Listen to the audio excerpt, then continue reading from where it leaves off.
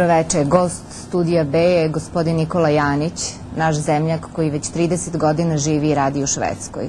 Veoma poznat publicista, poznat tamošnjim medijima i javnosti, član je Saveta švedske vlade po pitanju integracije izbeglica i ravnopravnosti svih stranaca u Švedskoj. Dobroveče i dobrodošli u Studio B. Dobroveče, najlepše hvala.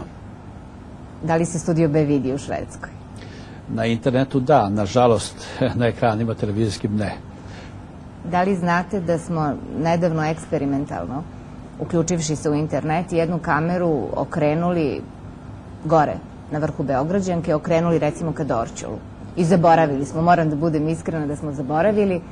Jednog dana zvoni telefon, jedan gospodin, naš zemljak iz Australije, molim vas, pomerite zavesu. Mi ne znamo ni koju zavesu, ni kakvu zavesu. Kaže, ja hoću da vidim svoj Dorćol, ali pomerite malo levo. Tek onda smo se setili o čemu se radi. Da li naši zemljaci u Švedskoj osjećaju često nostalgiju? Pa znate šta, ne samo u Švedskoj, svuda u svetu ljudi osjećaju nostalgiju za svojom domovinom. U Švedskoj, Švedska je od zapadnih zemalja, evropskih zapadnih zemalja, malo dalje, pa je vjerovatno i ta nostalgija veća. A što se tiče ovoga što ste rekli, ja se nadam da ste tu kameru, da ste sklonili zavesu i da sada vide Beograd stalno. Ne samo što smo je sklonili, nego je okrećemo u raznim smerovima. Tako da, kako profa Pešić kaže, Dorčolci, Vračarci, Čuburci koji žive širom sveta mogu da vide bar deo ovog našeg Beograda. Jel mogu ja da vidim Palilulu? Može. Može. Vi sutra žurite nazad na sednicu vlade. Šta je tema? Tema je, ja sam pre nekoliko meseci tražio da se na dnevni red švedske vlade stavi pitanje srpskih izbeglica iz Krajine, odnosno otprilike 300 familija koji su iz okoline Knina. Imao sam jedan sastanak sa državnim sekretarom gospođom Gunbritt Andersson i smatram da se ti naši ljudi ne mogu tretirati drugačije nego što su tretirali Hrvate iz Bosne. Oni su ostavili jednu grupu od 1500-2000 Hrvata i dobili su jedan stalni boravak u Švedskoj odobren. Interesantno je da je 1500-2000 Hrvata imalo mogućnost da ostane u Švedskoj, mada ista ta gospođa, državni sekretar, tvrdi da oni uživaju sigurnost i u Bosni i u Hrvatskoj, dok Srbi koji nemaju nikakvu sigurnost u Krajini, a posebno područje Knina, vraćaju se nazad. Nažalost, do sada to nije stavljeno na dnevni red, a pošto u ponedeljak imamo sastanak Saveta švedske vlade po pitanju integracije i etičke ravnopravnosti, hoću ponovo da potegnem to pitanje jer smatram da je to aktuelno i akutno za naše ljude. Gospodine Janiću, u Švedskoj živi, malo pre mi rekao ste, 60.000 ljudi raseljenih ili gastarbajtera sa ovih područja. Kakav je status njihov u odnosu na onu situaciju pre rata? Mi Švedsku vidimo kao veoma razvijenu državu, ustavnu monarhiju. Mi smo od uvek želeli taj tip švedskog socijalizma, ali boga mi još ga ne vidimo. Odgovor na ovo pitanje, na ovo vaše pitanje je veoma tužan. Pre rata, pre raspada bivše Jugoslavije, Srbi u Švedskoj su bili jedni od najcenjenijih jugoslovenskih naroda. Međutim, više nije tako. Ja mogu čak da tvrdim da idem toliko daleko da su Srbi postali omrznuti u jednom delu tog društva, da imaju probleme da ostaju na poslu, da imaju probleme da dobiju posao. One probleme koje oni, hvala Bogu, za sada nemaju, a to je da traže svoja ljudska i sva ostala prava koje jedan član tog društva uživa. U Švedskoj ima oko 60.000 Srba, međutim to je jedan deo ljudi koji su ranije došli i sada posle ovog rata negde oko 30.000 su Srbi, a Švedska je primila preko 100.000 izbeglica iz Bosne i Hrvatske, a ostali su muslimani i jedan deo Hrvata. Recite mi, verovatno da je tamo značajan broj mlade populacije. Kakvo je njihovo pravo na školovanje i jezik? Ne samo da oni imaju pravo, od njih se traži da uče švedski jezik i plaćaju se za to. Oni umjesto dobiju socijalnu pomoć, oni imaju plaću da bi učili jezik. Ja smatram da je to jedna veoma pozitivna i dobra stvar švedske vlade i švedskog društva uopšte, jer na taj način obezbeđuju tim ljudima jedan dobar početak u ovom društvu, jednu mogućnost za njihovo kvalitetno bitisanje. Nije bitno samo da oni ostanu u Švedskoj, bitno je kakav će život imati. Isto kao što ne možemo mi da prisilimo taj veliki broj izbeglica ni iz Jugoslavije, ni iz Švedske, ni iz Nemačke se vrati u Hrvatsku i Bosnu dok im se ne obezbedi jedno bitisanje, jedna egzistencija koja ima jedan ljudski kvalitet i gde ne riskiraju ni svoja prava, ni svoje zdravlje, ni svoje vlasništvo. Mislila sam da li imaju nekada, eto, bilo izvodljivo, da li imaju deo časova na maternjem jeziku i koliko su uopšte u stanju da neguju svoju kulturu i tradiciju u Švedskoj? Da li švedska vlada tu izdvaja sredstva? Da, razumem.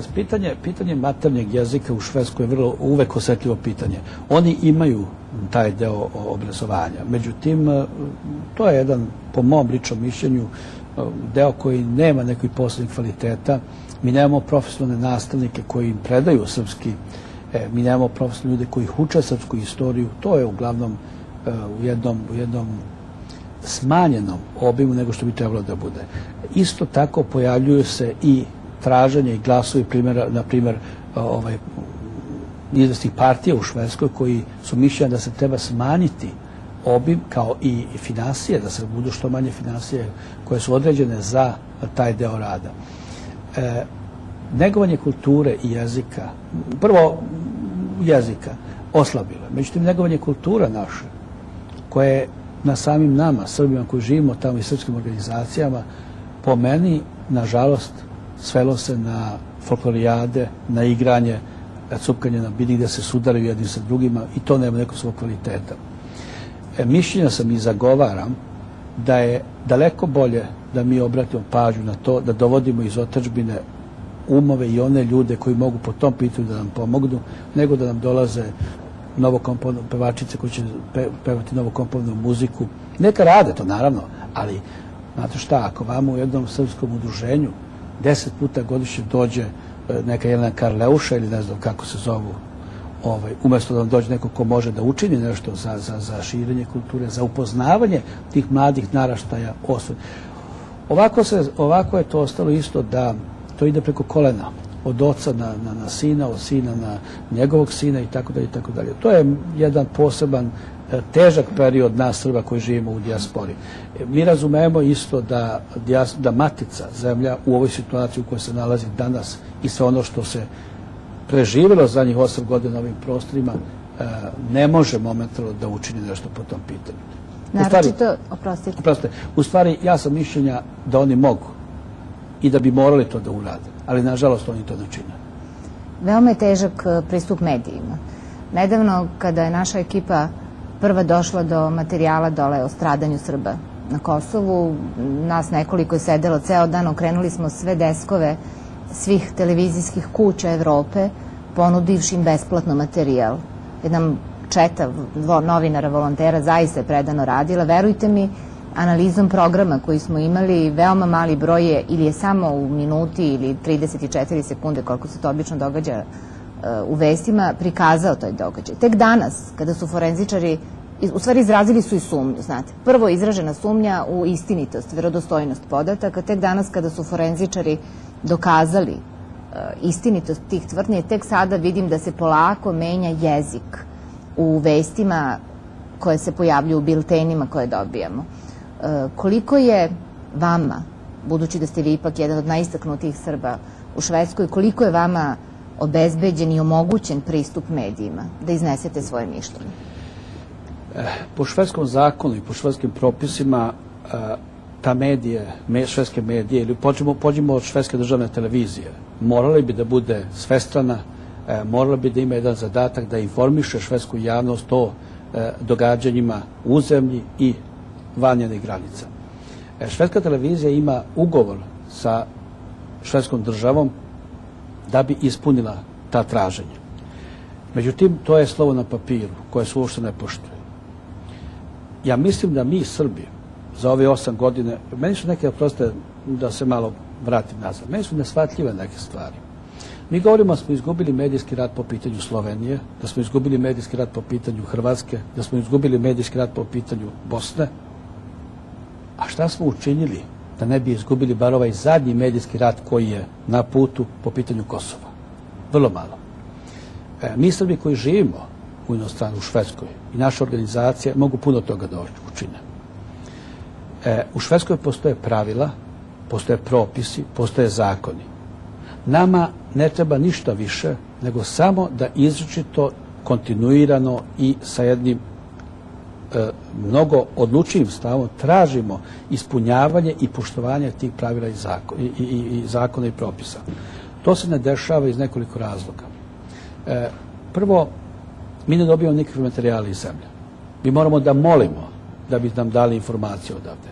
Primjera radi, vaša kuća je bila veoma ljubazna da nam ponudi materijale koji su nam potrebni.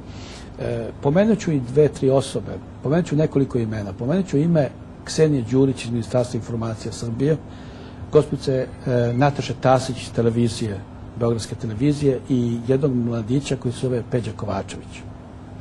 Tokom sveg rata ti ljudi su privatno i noćima ostajali da bi nama, primjera radi Glasu srpskog naroda, koja je organizacija koja je najviše radila po tom pitanju u Švedskoj, omogućila da dobijemo informacije odavde koje bi prosleđivali dalje.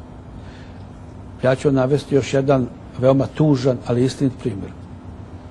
Neosporno je da su zapadne zemlje protiv nas. U stvari, one nisu protiv nas, oni su za sebe samo, oni gledaju prvenstveno svoje interese. Ono što je neshvatljivo je da recimo Švedska, koja je jedna od tih zapadnih zemalja koji vrše jednu medijsku kampanju protiv Srbije, protiv Jugoslavije, a prvenstveno protiv Srbije, da je, ja sam lično dobio projekat u visini od 125.000 maraka preko Srpskog saveza da bi širili istinu o Srbima i o događanju na ovim prostorima. Ja sam ovde, već je 3. nedelja kako se nalazim u Beogradu, 2 nedelje su mi protekle. Prvi dan kada sam došao, seo sam se sa gospodinom Vučićem, ministrom informacija, seo sam se sa njegovim zamenikom, gospodinom Miodragom Popovićem, i ja već 2 nedelje čekam da bi dobio informacije o Kosovu, odnosno da bi u tom programu koji obuhvata 2 televizijske emisije godišnje i časopis tromesečni koji će iznositi istinu o nama, da bih mogao dobiti materijal koji bi izneo švedskim medijima, švedskim političarima i tako da. Ja ga do sada nisam dobio. Može se reći opet privatnim angažovanjem i kontaktom sa gospodinom Komrakovom, naravno vi ste mi isto ponudili materijal, ja sam taj materijal dobio za 1 dan. Mislim, Studio B jeste stanica koja zaista služi 20 godina i kao radio i kao televizija, zaista ima kontakte sa Beograđanima i mi radimo za njih i oni za nas. Tako da je ta sprega neraskidiva. A teško je kontaktirati sa vama koji ste 1000 kilometara daleko, sve kad dođete ovdje. Međutim, jedna stvar je neshvatljiva. Švedska vlada, vladina ustanova, daje novac za informisanje, iznošenje srpske istine. A mi preko ministarstva, koje je plaćeno, ili osoba koje su plaćene da vrše taj posao, ne dobijemo te informacije. Zar ne mislite da je tu možda i negativna selekcija ponekad u pitanju u slanju tih naših diplomatskih predstavnika? Što se tiče diplomatskih predstavnika, ja ću vrlo otvoreno da vam kažem. Mišljenje o našem diplomatskom predstavniku koji je u Švedskoj nije na nekoj visini. Ja mislim da je jedan razlog zaustavljanja tih informacija više, teško je objasniti vam. Prvo, ja ne mogu da tvrdim nešto što ne znam, ali ja mogu da kažem šta ja naslučujem, šta se kaže, šta se iznosi. Primjera radi, ja sam kao glavni urednik naših novina u Švedskoj napisao jedan članak gde sam kritikovao gospodina ambasadora u Švedskoj, Aleksandra Prlju, za njegovu neangažovanost, za njegovu pasivnost po pitanju izvesti stvari koje su veoma važne za narod i za državu. Umesto da se nešto učini po tom pitanju, oni su pokušali da zaustave mene kao glavnog urednika. Naravno nisu uspeli, jer naši ljudi ipak znaju da je 2 i 2 4, tako da su svojim velikim angažovanjem, svojim protestima svih većine udruženja, to je zaustavljeno. Veoma je bitna jedna stvar. Mi moramo jednom da odvojimo lični interes od interesa naroda i države. Ja imam utisak, ne samo ovdje u zemlji, već uopšte ovih zadnjih 8 godina imam utisak da zemlju vode pojedinci okruženi manjim grupicama koji ih štite ili ne štite. Veoma je da biste vi mogli da učinite nešto, vi treba da budete član te grupe, a mnogi ljudi ne žele da budu članovi bilo kakvih grupa. Žele da budu slobodni građani. Ne, znate šta, mi smo Srbi, ovo je naša zemlja, ovo je naša matica, mi hoćemo da pomognemo. Šta mi nećemo? Mi nećemo više da slušamo monolog predstavnika vlasti, jer gospodin Janko ili Marko u Srbiji ne zna kako je u Švedskoj. To znam ja koji sam tamo 32 godine, to zna moj prijatelj Branko, to zna moj prijatelj Rade, Jovan, Milovan i tako dalje. A ne on. Umesto da saslušam, ja isto tako rado, vrlo rado ću da napregnemo sluh, da čujem od vas ovdje iz zemlje šta su vaši problemi, kako ih otklanjate i kako možete ih otkloniti. Ali isto mi je neshvatljivo da vi zatvorite uho, pa nećete da čujete, ako vam mi kažemo na koji način možete učiniti nešto dobro. Po pitanju informisanja mogu reći još jednu stvar. Ne postoji nikakva mogućnost, ali zaista nikakva mogućnost, jer sad se vode razgovori o tome da se osnuju informativni centri na zapadu, da ti informativni centri dođu do nekih većih rezultata, sve dok su oni isključivo pod pokroviteljstvom države, odnosno vlade. Mi imamo zvaničnog predstavnika vlade tamo. To su diplomatska i konzularna predstavništva. Šta mi nemamo? Mi nemamo učešće nepolitičkih organizacija koje su uključene u taj razvoj. Jer, molim vas, mene ne interesuje ko je komunista, ko je četnik, ko je vernik. Za mene su Srbi i svi su oni državljani ove zemlje. Isto tako, naša vrednovanja, naše pogled na izvesne stvari su drugačije od nekih predstavnika ove vlasti i nas koji živimo tamo. Za mene, gospodin, primjera radi, pošto sam ga već pomenuo, gospodin Aleksandar Prlja, koji je ambasador naše zemlje, on nema nikakvog većeg prava na Srbiju ili Jugoslaviju od mene. Isti pasoš imam ja, isti pasoš ima on gde piše državljanstvo. Naravno, njegovo je diplomatsko, a moje je slobodno građane ove zemlje. Gledala sam neke od vaših brojnih diskusija i rasprava na televiziji na odličnom švedskom jeziku. Recite mi, znam da nije bilo lako, uopšte teško jer ste bili uglavnom sami tamo, tako nije bilo puno naših sunarodnika da vam pomognu. Mislim, potrebno je vladati odlično stranim jezikom, u stvari, da biste mogli da se upustite u takve arene. Gledano s ove strane, mi nemamo takve žučne rasprave, nama to pomalo izgleda i divljački, moram da priznam, i malo neočekivano za Švedsku u kojoj imamo jedan idealizovani stereotip. Hoćete li da prvo pogledamo nekoliko od tih diskusija koje smo snimili, pa ćemo nastaviti razgovor da bi gledaoci znali o čemu se radi? Vrlo rado, vrlo rado. Mi želimo samo da odbranimo našu zemlju, tvrdi predstavnik Srba u Švedskoj koji smatra da je njegov narod nekorektno tretiran u medijima. Srbi su također izloženi zločinima, ali se to ne pokazuje. Nikola Janić je Srbin. Živi u Švedskoj više od 30 godina.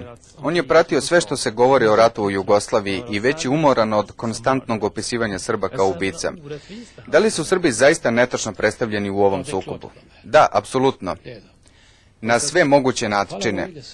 Na političkom planu Srbi ne mogu dozvoliti da 3-4 puta u toku jednog stoleća menjaju granice i državu i da ponovo grade svoje domove i žive tamo gde zapadne sile to odrede. To Srbi ne mogu da dozvole. Zna se šta je hrvatsko, šta je muslimansko, a šta srpsko. I tu se moraju tražiti mogućnosti za mir. Da sam ja mlad Bosanac, musliman u Sarajevu, ne bi verovao ni jednog trenutka da mir ima šansu, već bih uzeo oružje u ruke i branio se od agresora.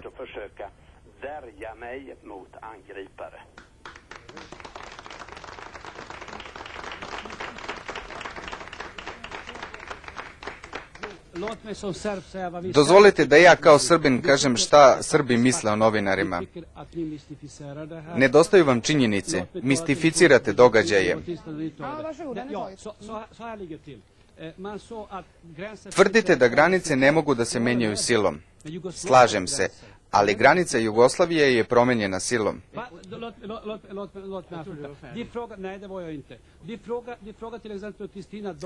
Pitate, na primjer, Kristinu doktore šta ona misli o mržnji koja tamo postoji. Zašto ne pitate nas koji osjećamo ili ne osjećamo tu mržnju i koji smo živjeli na tim prostorima?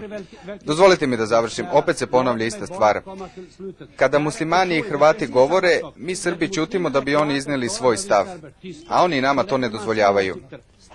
Reporter Stafan Jelmašon iznosi šta on misli. Dozvolite da kažem šta ja mislim. Slika koju vi slikate nije ona koju bi ova gospoda želela.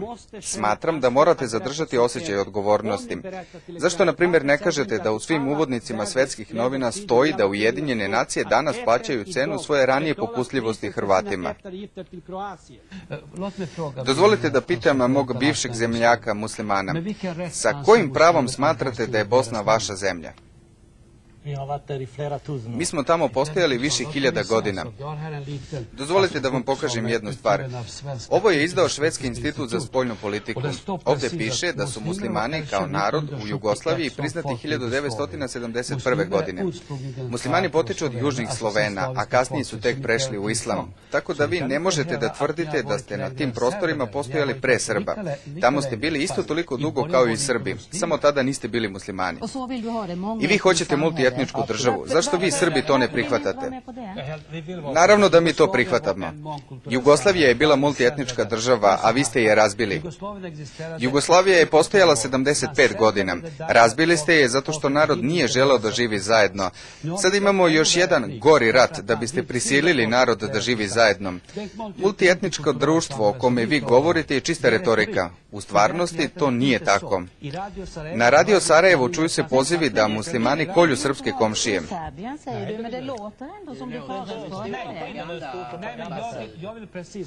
Ja hoću ista prava za moj narod kakva su dobili Gabrićev i Ibri narod. Hoću da Srbi dobiju ono što su i oni dobili, odnosno da sami odluče gde će da žive i sa kim. Svedoci smo etničkog čišćenja u Hrvatskoj neshvatljivih razmera.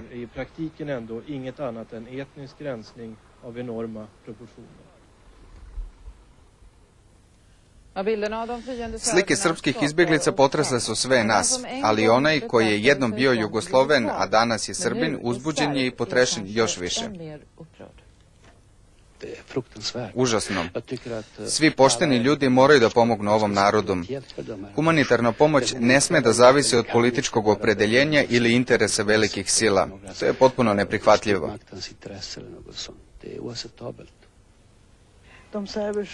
Da li mislite da srpske izbjeglice mogu da se vrate? Nikada. Kada se oni budu vraćali, imat ćemo još veći rat. A ja se nadam da ni jedan razuman čovjek ne želi rat. Svaki rat koji se ponovi za 5 ili 10 godina bit će još gori. Možda je najbolje da se ne vrate.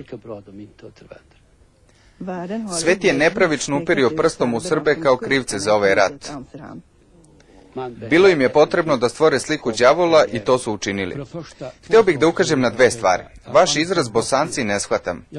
Govorimo o Bosni kao jednoj zemlji, ali ne mogu samo muslimani da budu Bosanci. Bosanci su u tom slučaju muslimani, Hrvati i Srbi. Po pitanju tvrdnje o osvajačkom ratu i etničkom čišćenju, mogu da kažem da je to potpuno neshvatljivo. Srpska krajina u Hrvatskoj, koja je postojala 500 godina, nestala je. 80% srpskih kuća je zapaljeno. Srbe i dalje ubijaju u Hrvatskoj, a Hrvati tvrde da Srbi vode osvajački rat. Ali Dejtonski sporazum je korak u pozitivnom smeru. Da, ali me plaše ovakvi stavovi, da su muslimani Bosanci, a Srbi i Hrvati ne. Ili, na primjer, da jedna mlada hrvatska devojka potpuno zaboravlja da je srpska krajina nestala sa geografske karte i govori o srpskom etničkom čišćenju. Mir je ostvaren na osnovu izvesnog kompromisa, dakle mora nešto da se uzme, a nešto da se da.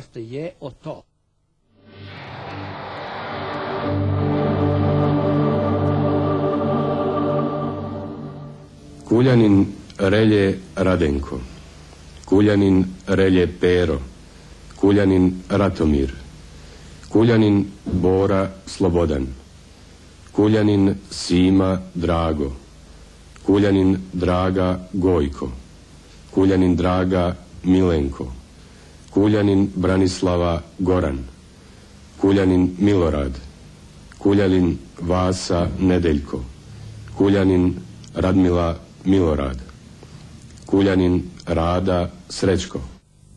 Pripadnika sam muslimanskih oružanih snaga od 25. maja protekle 1992. godine.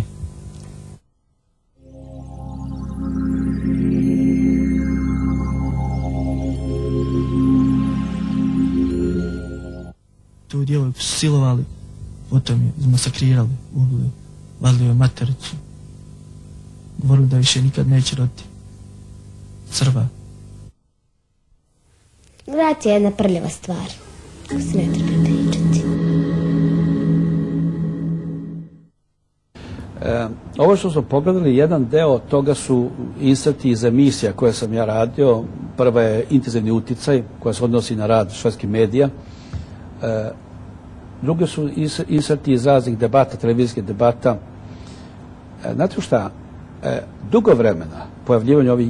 Prvo moram naglasiti, ja sam predstavnik Glasa srpskog naroda. Glas srpskog naroda je jedna organizacija koja je osnovana od Srba starosedelaca u Švedskoj, koji su imali i dalje imamo jedan jedini cilj, odnosno iznošenje istine o događanjima na ovim prostorima. Samo istina, ne propagandu. Tokom rata, tokom ovih burnih događaja koji su odigravali na ovim prostorima, švedski mediji, švedski političari, švedska štampa uopšte i televizijske stanice, Glas srpskog naroda su počeli da gledaju kao jedan nezavisni izvor informacija, naravno, ali mi prosleđujemo one informacije koje idu mom narodu, našem narodu u korist. Bučne, jeste da su mnoge debate bile bučne, jeste da su sprečavali da govorim. I međutim, ali kako, s kim si takav si? Ja sam dugo, nekoliko debata, 2, 3, 4 debate ja sam propustio, baš da se ne bi raspravljao, baš da ne bi vikao. To nisam radio ni sada, ali se video jedan stepen nervoze, jedan stepen besa i ljutnje. Vi čujete sve i svašta. Daleko je gore ono što ja čujem na mom uhu, šta mi jedan musliman šapne kada je kamera sa druge strane, nego ono što ste vi videli. Međutim, ovdje nije u pitanju hrabrost, kako ste vi rekli. Kao i svaki Srbin, ja sam počeo zovem te televizijske stanice da piše pismo novinama. Prvo sam psovao, grdio, pretio, sve moguće. Međutim, vremenom sam shvatio da to nije taj pravi put. Sve više i više sam bio pozivan na te debate. Mi smo učestvovali u 42 televizijske debate koje su trajale od pola sata do 2 sata i tako dalje. Malo sam ispekao zanat po tom pitanju. Za mene shvatio sam da ja ne mogu u prvom nastupu da kažem sve što mi leži na srcu. Uvek sam morao da idem linijom da svaki put iznesem po jednu istinu. Istina po istinu, po istinu, po istinu i tako je to išlo. I isto tako nije mi nikada, nisam mogao da shvatim da su srpske podele tako velike. Šta vi mislite da su bar 2, 3 osnovna postulata oko kojih možemo da se okupimo? Jezik, kultura, religija? Toliko smo razjedinjeni da moramo od nečega da počnemo. Ja mislim da treba počnemo momentalno, da zaustavimo ovu medijsku i političku hajku koja je usmjerena na nas Srbe. Ovo nije nešto što je slučajno. Ja ću vam reći, ovdje imamo, ovo je udžbenik geografije i biologije za predavanja srednjih škola u Švedskoj. Ovaj udžbenik je izdat 1996. Znači pre 2 godine. I ovdje piše da je Kosovo nezavisna država, isto kao što su Slovenija i Hrvatska. Da bi se pojavila ovakva jedna tvrdnja u jednom udžbeniku švedskih škola... Izvinite, ali ovo zvanični udžbenik odobren od strane ministarstva? Znači, švedsko ministarstvo obrazovanja je odobrilo ovaj udžbenik. Švedska ima jedan poseban sistem kako se odobravaju udžbenici. Ministarstvo u to nije umešalo, međutim ja sam po pitanju ovog udžbenika imao prepiske sa ministrom školstva, gospođom Ylvom Johansson, imao sam rasprave na savetu švedske vlade sa gospodinom ministrom za obrazovanje Carl Thamom. Njihova tumačenja su da je ovo u okviru demokratije. Ja sam siguran kada bi pisalo da je jedan deo švedske Skåne, da pripada Danskoj, da to ne bi bilo u ramu demokratija. Imamo u drugim gradovima švedskih škola gde piše sledeće. Piše da su Srbi narod sa kojim možete da jedete i da pijete, a ne možete da im okrenete leđa. To su rasistička obražja jedne grupe, jednog naroda. A ko su autori? Izvinite, ko su autori tih? Različiti su, autori su različiti. Za svaki član, za svaki deo imate, recimo u ovom udžbeniku, koji je zvanični udžbenik za geografiju, istoriju i biologiju, imate 10, 12 različitih autora. I to uči koliko ima miliona švedske dece, recimo ako ih ima trećina stanovništva. Ima ih 1,5 miliona, 2 sigurno. 1,5 miliona. Ne samo to, ja sam postavio na tom... Izvinite samo da se zadržimo i na ovom prethodnom za ovo cecanje uši. Da. U istom tom udžbeniku u kome piše da ne možete da jedete i pijete, da možete jesti i piti sa Srbima, a nikako im okrenuti leđima, piše i sledeće. Srbi su narod koji ima čudan nagon da seče uši i noseve. Molim vas. Ja sam poslao pismo našoj ambasadi gdje sam tražio da oni isto ulože protest po tom pitanju. Šta su učinili, ne znam, jer mi ne znamo šta radi ambasada. A bilo bi dobro kada bi ambasada, bar po tom pitanju, informisala Glas srpskog naroda ili Srpski savez kao što mi informišemo njih, da bismo znali gde možemo da udružimo naše snage da nešto učinimo. Postoje informacije koje su prosleđene putem ambasade i ta ustanova, ta institucija koje su te informacije prosleđene šalje odgovor gde moli ambasadu da im ne troši papir, da im ne zauzima telefonsku liniju, jer njih ne interesuje srpska propaganda. Istu formulaciju, bez izmene tačke ili zapete, koju pošalje Glas srpskog naroda, za nju dobijamo pismo gde kaže: najlepša hvala na informisanju, bili bi veoma radosni ukoliko biste nas i dalje informisali. Ali, oprostite, međutim, ono što sam rekao malo pre, opet je to u jednom ramu ličnih simpatija i nesimpatija.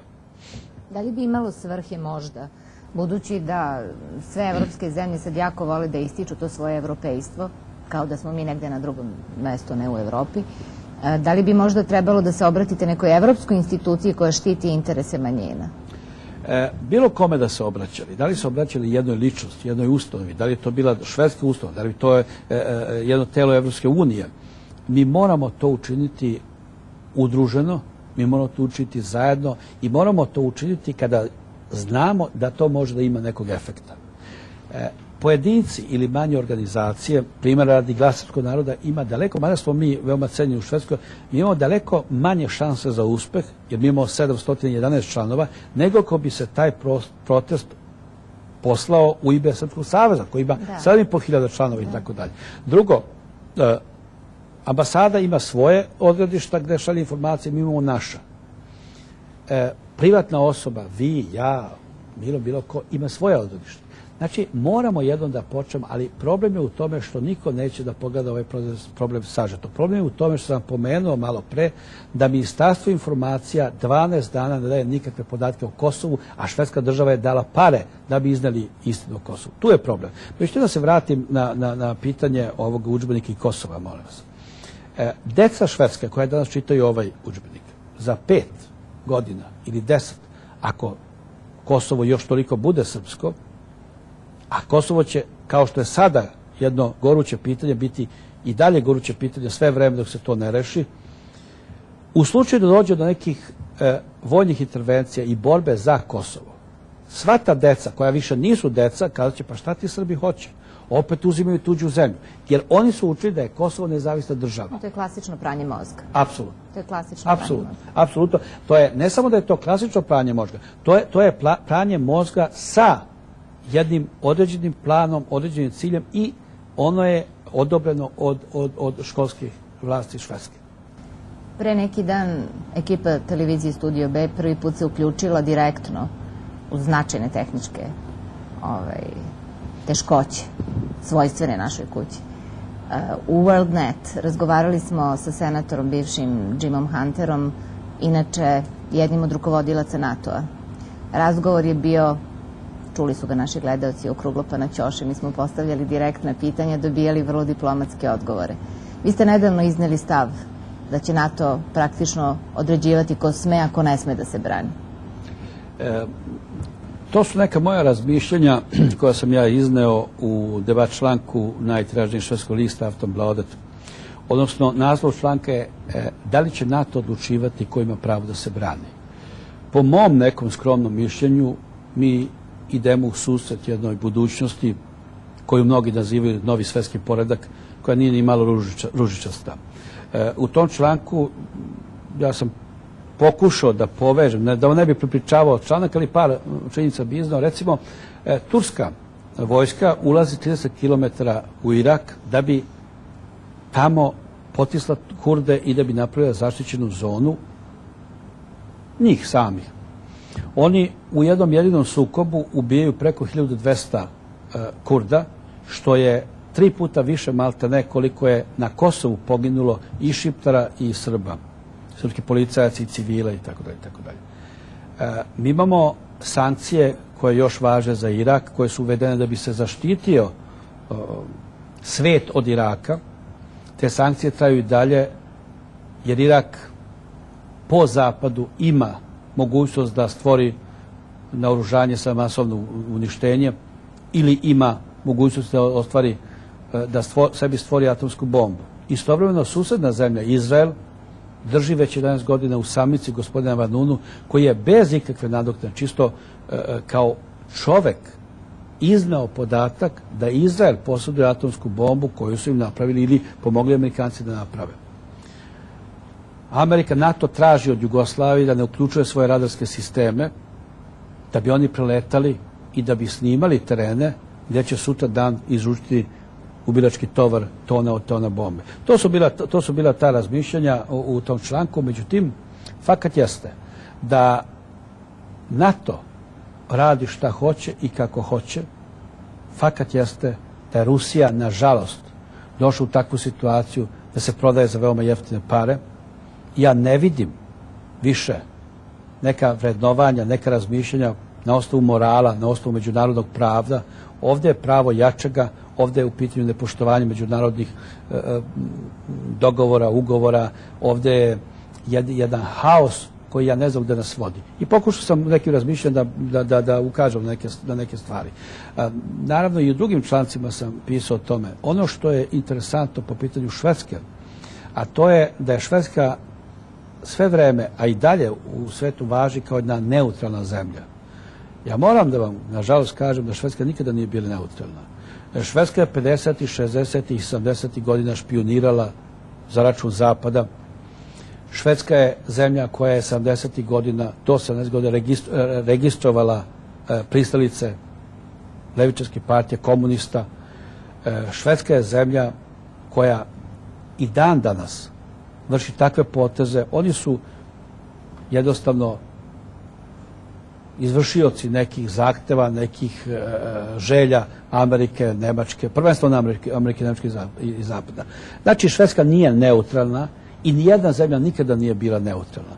Mi grešimo u jednoj stvari. Mi grešimo što naše medije i naši političari sve vreme govore Zapad mrzi Srbe. Ne, Zapad ne mrzi Srbe. Zapad prvenstveno voli samoga sebe i mi moramo na svaki mogući način to Zapadu da iznesemo njihovo slovo koje su oni napisali, gde je u pitanju demokratija, ljudska prava, svesnost medija i tako dalje. Da se pozovemo na njihove stavove, je li? Apsolutno. Zvanično doneti i odabrani. Pokojni Dragutin Gostuški, jedan od najuglednijih Beograđana, izjavio je jednom da je patriota i kada su ga pitali šta vi smatrate patriotizmom, on je rekao sve ono što dobro činim za svoju zemlju.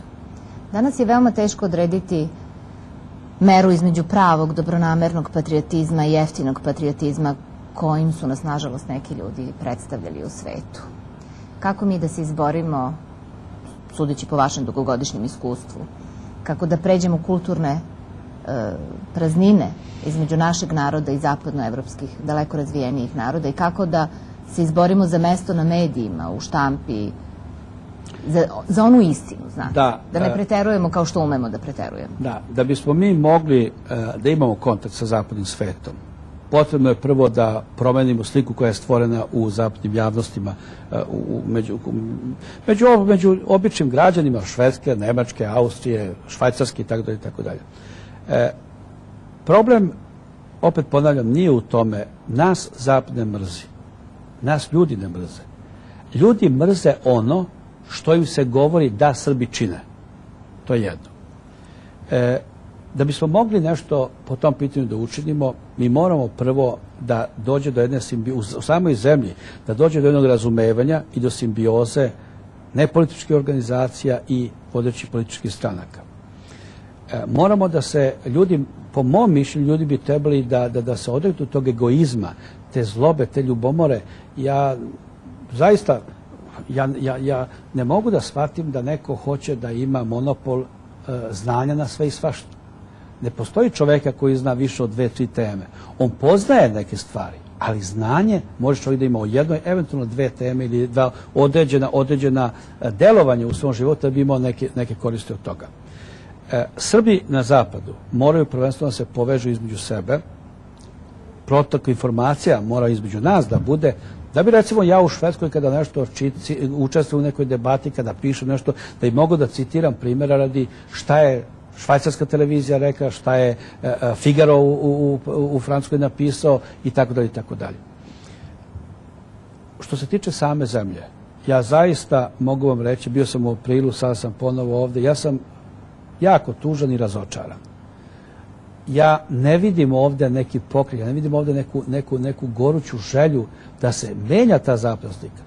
Ja lično mislim da državljani Jugoslavije dosta informacija o Kosovu dobijaju putem medija.